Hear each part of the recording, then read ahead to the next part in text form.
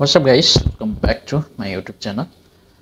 आज पनि म आइसकेको छु अर्को रमाइलो भिडियो लिएर। आज हामी हेर्छौँ चलन ब्रोको गाजाबाजी र गणतन्त्रबाजी ओ घम्सा घम्सी भिडियो लिएर आएको छु। अवश्य पनि यहाँलाई मन पर्छ, सो मन पर्यो भने लाइक ठोक्नु होला हैन। यति भन्दै भिडियोतिर लाग्न चाहन्छु। Let's go, हेर्दियौँ।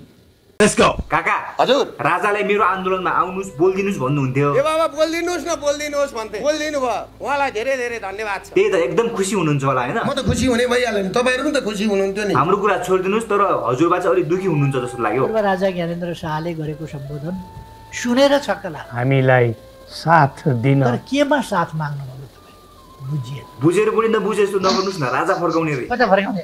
ए भाइ अघि पछि कता फर्काउने? अझ मजा गर्दै गर्नुस् न, राजा फर्केपछि नि थाहा पाउनुहुन्छ। फर्किने भने काठमाडौँ त होला नि, कहाँ फर्किने? सिंहासनमा त सम्भव छैन। काका हेर्नु त के भन्दै हुनुहुन्छ गोकुलजीले? गोकुल बासको राजा त झाटका कुरा के गर्नु?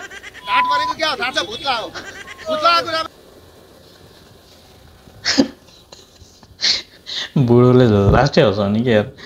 राजतन्त्र फर्काउने, गणतन्त्र मास्ने, खिचडी एक पाक्दैन। खिचडी होइन, जनताले चाहे भने यहाँ भतेर लाग्छ। त्यो लागेको दिन चाहिँ सबैलाई खबर गर्नु होला। अरू पार्टीका झोलेहरू पनि आउँछन् क्या, खानकै लागि भयो भने। कम्तीमा 25 लाख नागरिकहरूको आज उपस्थिति भयो। 25 लाख ऐसे कुछ ज्यादा नहीं हो गया? 25 लाख 16 लाख दर्शक को दिखाओ, खचम खच भरे हुए हैं। कैमरामैन जल्दी फोकस करो। ओए बहन चो, सामने आओ, कैमरामैन के सामने रहो तुम लोग। आजको यो र्याली देखेर अवश्य पनि यो गणतन्त्रको गाँड त हल्लियो होला। हो, हल्लाइ होला। ए अल्लाह छैन। गाडातन्त्र गरे, गाडातन्त्र नि के हो यार? यो पुलिस भाइलाई पनि स्वाद लागेछ कि हो? राजा आउला नआउला आफ्नो ठाउँमा छ, तर अस्ति जुलुसमा चाहिँ धेरै रमाइलो भएछ। मलाई त रमाइलै मात्रै लाग्यो त्यो दिन। अनि म चाहिँ नाचेको नाचै। हामी चाहिँ हेरेको हेरे, हामी चाहिँ हेरेको हेरे। त्यही त, सन्तान छैनन् भनेर त्यसरी हेप्ने हो। त्यो निसन्तान हो। ओलीलाई किन चाहियो? यत्रो देशैभित्र खानु पर्यो। गणतन्त्र धोका हो।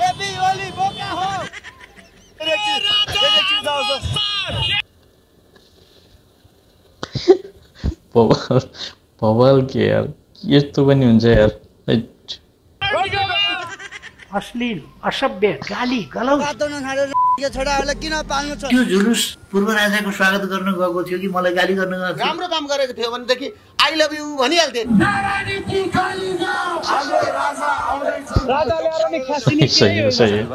राजावादीहरूको भिडमा गएर राजा ल्याएर नि केही ख्यासिन्न रे। त्यो हेलमेट नलाएको भए टाउको फुट्ने गरी हान्थ्यो होला।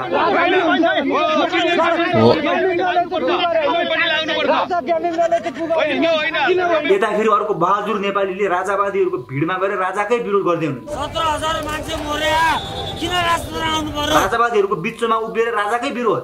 वाह, आठ त तैले गरेकै होस्, माने त खेल खेलमा के गर्यो राजाले भन्नु पहिला? यो भाइले बहुत डिस्टर्ब गर्यो। राजावादी यो भाइलाई तपाईँको कुरा छ भने आउनुहोस् त यहाँ राख्नुहोस्। जिन्दाबाद, जिन्दाबाद। एमालेहरूले यस्तै मान्छे पठाउँछन् क्या, रक्सी खुवाएर झमेला हालिदिनलाई पठाउँछ।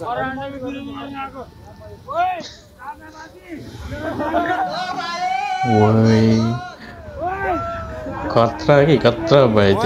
खेल खेलमा बाउलाउ रे मेरो, बाउलाउ रे। छोरा चाउरे के गरेको यो रक्सी खाएर? बिहानदेखि आन्दोलन गर्छु म, रक्सी खाएर। बिहानदेखि आन्दोलनमा हिँडिरहेको छु। के आन्दोलनमा हिँडेको हो, कसको सपोर्टमा कसको विरोधमा पनि थाहा छैन क्या।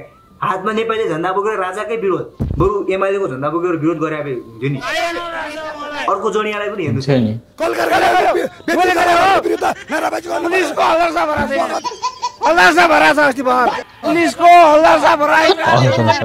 हल्दार साहब प्रहरी खोज्न आउनु भयो कि राजाको स्वागतको लागि आउनु? मान्छे हरायो भने पुलिसले खोज्छ, यहाँ त उल्टै पुलिसलाई पो खोज्दै हुनुहुन्छ त। को यार उहाँ वरिष्ठ हो यहाँको म्याटोक्ने। अरू वरिष्ठहरूको कुरा पनि सुन्नुहोस् यार, के भन्दै हुनुहुन्छ? राजा चाहिएन अहिलेलाई? राजा आऊ के भन्छ? म पनि शहीद बन्ने बन्ने त मर रन्डीको छोरा यहाँको मान्छे यहाँ राजाको लागि गोली खाने अहिले ठेके लाडो खा। यस्तो हुन्छ? देश विकास गर्नु पर्यो।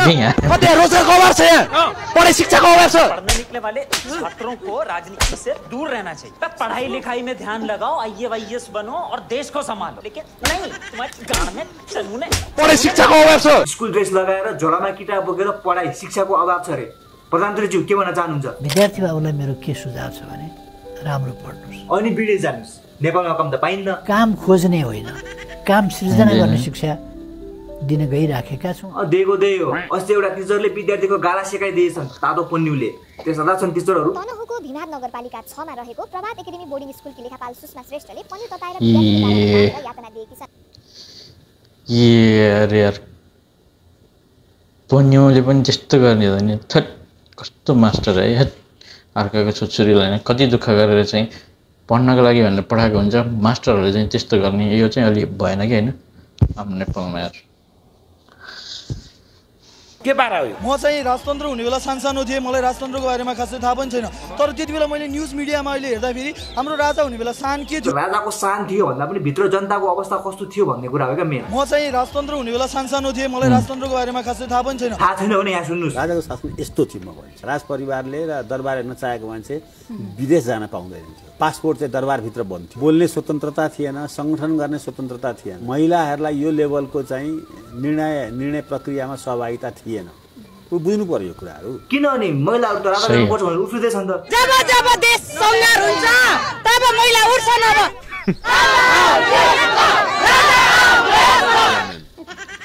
15 वर्षमा के बनाइदिनु भयो त? कुन ठाउँ बेच्नु भएको छ? खोला नाला सबै बेचिसके। यो पारी चाहिँ छैनै हो है। हाम्रो नेपाल भन्नु बाबु हजुरको सबै पहिला नेपाल हाम्रो सरकारले बेच्यो क्या। सिर्मा सरकारले बेच्मा राजा ल्याउनको लागि आओ ल्याइस राजा। राजालाई यहाँ नारायणमा ल्याउँदैछ। राजा ल्याउनुको उद्देश्य नेपाललाई नेपाल बनाउन, नेपाललाई नेपाल बनाउने भनेर। अनि उत्तर प्रदेशको सीएम को फोटो किन हो फेरि? यूपी के सीएम योगी आदित्यनाथ के पोस्टर लहर रहे। म योगी आदित्यनाथलाई भेटे पनि फोटो खिचेर हाल्छु। के बिग्रिन्छ त? मान इज्जत र प्रतिष्ठा भएको मान्छेले राज संस्था खोज्छ, जो रात दिनै तपाईँको जाँड धोगेर आफ्नै सेलिब्रेटी बेच्न खोज्छ त्यसले राजा खोज्छ। बस त्यति। सुन्नुभयो नि उहाँको लोजिक। जसले राज संस्थाको विरोध गर्नुहुन्छ उहाँहरू सबैजना जडिया आफ्नो सेलिब्रेटी बेच्नेहरू हो। को हुनुहुन्छ तर कमेन्ट गर्नुहोस् त। हामीलाई राजा चाहिन्छ। मेरो राजाले के गर्यो भन्छन् के कहिले? त्यही त सबैले राजाले के गर्यो भन्छन् होइन। आज भनिदिनुहोस् त के गर्नुभयो? मलाई चाहिँ अचम्म लाग्छ भने बाउले के गर्यो भने छोराले सोध्ने भने बाउले त तिमीलाई जन्म दियो, त्यही ठुलो कुरा हो नि। 27 मा 65 भन्दा अगाडि चाहिँ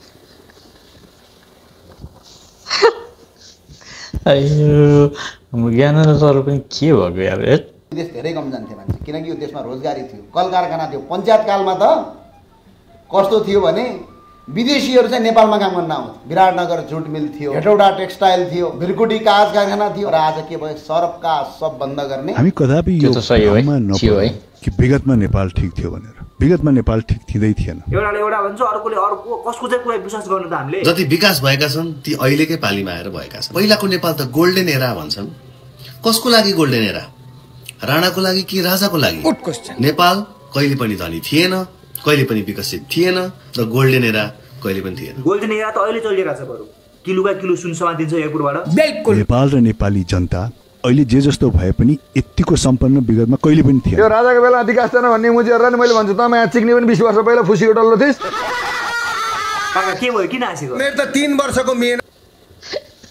क्या बोला भाइ? क्या बोला?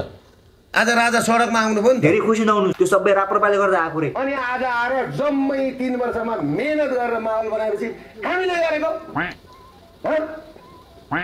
अप्ठ्यारो पनि लाग्दो रहेछ के मान्छेलाई अगाडि गएर भिडमा फोटो खिचेर। हजुरको 3 वर्षको मेहनत होइन कि राप्रपाले गर्दा जम्मा भएको रे यत्रो भिड। त्यतिकै हावामा हुन्छ। अनि राप्रपाले महानगरलाई गएर जरिवाना तिरेको देख्नु भएन? यता राप्रपाले जरिवाना तिर्दा आन्दोलन नै राप्रपाको आयोजनामा भएको सन्देश गएपछि व्यवसायी दुर्गा प्रसाई कड्किएका हुन्। नगरपालिकामा गयो अनि पैसा तिरेर शक्तिहरू बीच नै बेमेलको अवस्था बन्दा आन्दोलनमाथि नै प्रश्न उठेको छ। राजा ल्याउँछु भन्नेहरू नै मिल्नु हुँदो रहेछ। के राजा ल्याउनुहुन्छ त यार? अनि यिनीहरूले राजा ल्याउँछन् भन्ने तपाईँले कल्पना गर्नु भएको छ? राजा र म गफ गर्दै सुरु दरबार भित्र पस्यो भने के गर्छन् यिनीहरू? कोही कहाँ ल्याएर कुर्सीमा राख्छन् अरे। म राजालाई हातमा समातेर लिएर दरबारमा लिएर जान्छु। पूर्व राजालाई लगेर सिंहासनमा बसाउने हो भने नारायण हिटी छिराउने। राजालाई अझै नारायण हिटीमा लगेर लिएर जाने भन्ने कुरा छ। अनि राष्ट्रपति रामचन्द्र पौडेलजीलाई के गर्नुहुन्छ उहाँ एउटा कुर्सीमा बसेपछि? केन्द्र सरकारलाई राजा घोषणा गर्छौँ, नारायण हिटीमा छिराउँछौँ, सिरपेज लगाउँछौँ। त्यो सिरपेज छुन मात्र गयो भने गोलीले चाहिँ नि सिनो जसले छेडिन्छ। हामीले त राजाको सिरपेज लिएर नारायण हिटीमा छिर्दाखेरि कोही रोक्न आयो भने हामीले फाँक गरेर भित्र छिराउने बन्यो जस्ती गर्न खोज्यो भने नेपाली जनतालाई यो सही हुन्न हामी जनताले दिएको छ ल्याउँछौँ जबसम्म प्रचण्ड जिउँदैछ तबसम्म राजा त के राजाको राह पनि आउँदैन काटेर मारेर पनि ल्याउँछौँ राजा मुजी त माया चिक्नी बोलेर हुन्छ मुजी इफ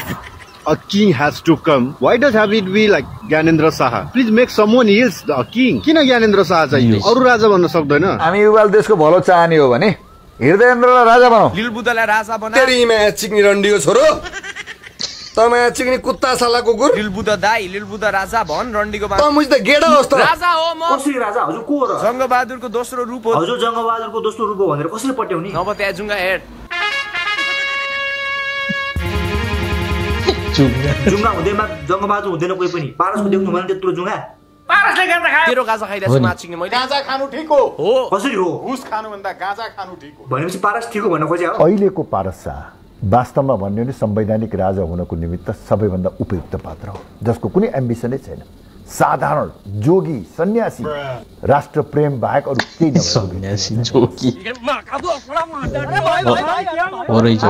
सत्ता र यो परमानेश्वरलाई लागेकै छैन राजा आइसकेको छ कहाँ छ आउँदै हुनुहुन्छ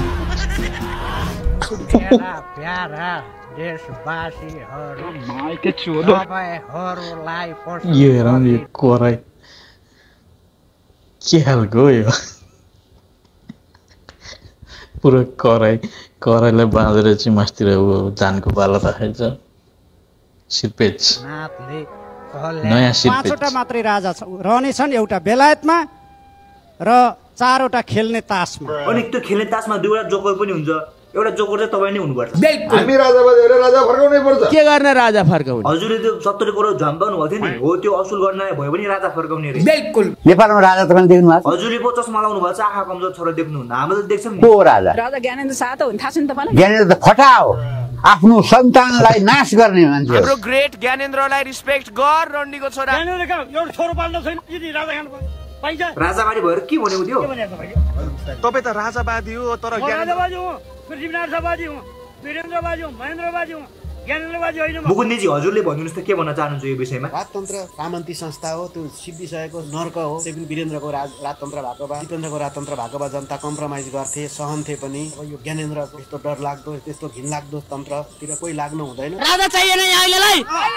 राजा आऊ के गर्छ अब यो राजेन्द्रले केटाकेटीको कुरा सुन्नु भन्दा नि बरु बाजेहरुको कुरा सुनौँ न के भन्नुहुन्छ राजा ल्याउन पानी हुन्थ्यो यसरी लुटेर खाँदैन राजा त ज्ञानेन्द्र राजा भनेको वीरेन्द्र मात्रै हो वेदको राजा वीरेन्द्र हो वीरेन्द्रलाई पो लगेर चलाइयो त ज्ञानेन्द्र त जिउँदैछन् वीरेन्द्रलाई फर्काउन स्वर्गबाट ल्याउनुस् ल हामी मान्छौँ बबाल के बबाल हाम्रो चलन बरुले जहिले पनि यस्तै बबाल भिडियो लिएर आउनुहुन्छ उहाँको भिडियोको लिङ्क म डिस्क्रिप्सनमा राखिदिनेछु उहाँको च्यानलमा गएर पनि फलो गर्नु होला हेर्नु होला सो यति भन्दै आजको भिडियो तपाईलाई कस्तो लाग्यो मन पर्यो भने लाइक कमेन्ट शेयर गर्नु होला भन्दै आजको भिडियोबाट बिदा हुन चाहन्छु जय नेपाल।